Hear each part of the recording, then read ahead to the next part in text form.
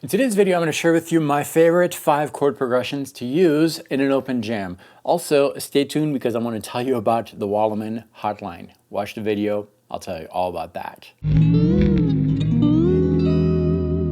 First one is a very simple Dorian vamp. So yes, you can use a Dorian scale over this. Here it is, we're going to be an A, so the first chord is an A minor 7 type of thing. So a bar chord, yes, on the 5th fret right here. You can even not play that 5th with the ring finger, so just do a bar.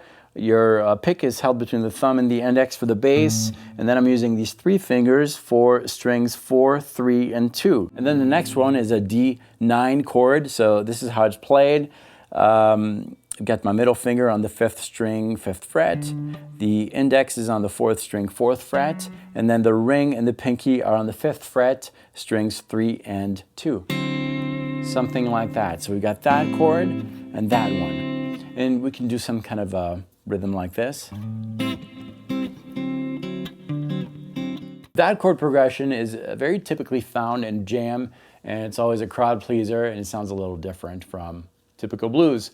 Here's my second favorite chord progression to play in an open jam. This one is an E Phrygian vamp, very popular in open jams. We're going to start with an E minor chord, open, like this. And then we're going to play an F major 7. So to do that, we're going to play an F major bar, but we're not going to bar it.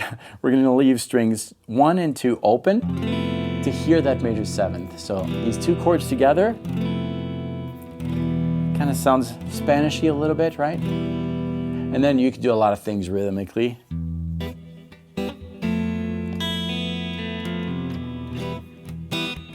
Or maybe more ambient.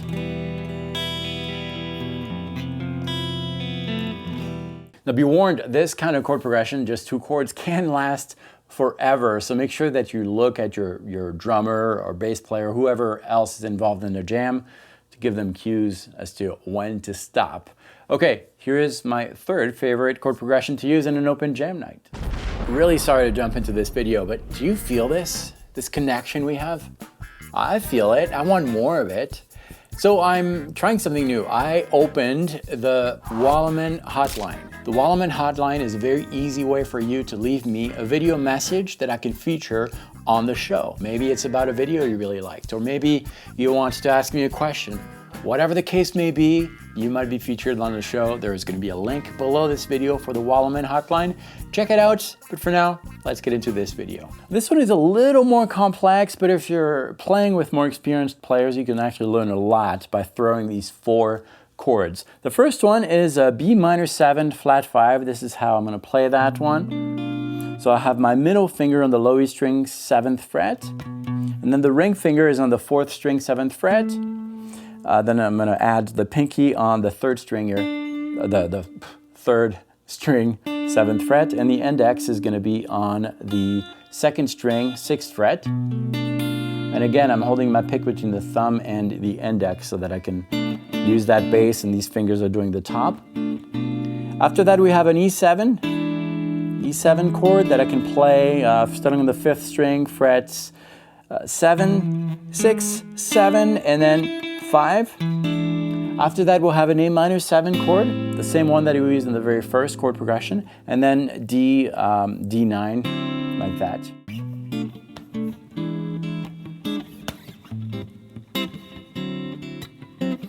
My approach would be to take every chord independently and phrase with the notes of the chord.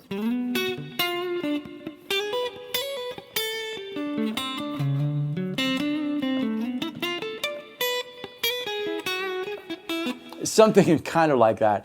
You can really learn a lot with that chord progression.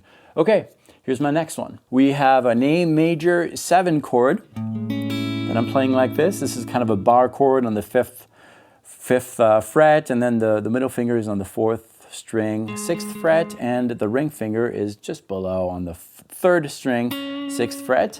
Again, I'm using that technique, thumb and index to hold the pick, and these fingers to pluck the rest of the chord. And then I'm going to play the same chord, but 1 fret higher.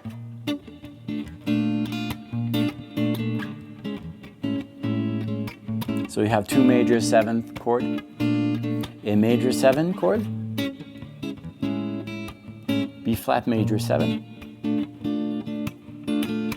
This is another one of these chord progressions that you can play in a jam to kind of gauge the knowledge of the other musicians, because it's not straightforward as far as the improv. You really need to approach each chord individually and start targeting the notes of the chords and then maybe embellishing a little bit. But that one is a great chord progression. This one is very basic. It's kind of bluesy, yes, but it always works. We're going to do this in A, just like all the other chord progressions. You can transcribe them, of course, but I'll show you the open strings here. It's kind of a rock and roll type of thing. We have an A, and then a D, and an E, and a D. Right? We've heard that over and over. Watch this video to make these chord progressions even better. Also, you'll see a cool guitar on there. Can you guess which one it is? It's not this one. I'll meet you right there. Click it? Come on, I know you want to.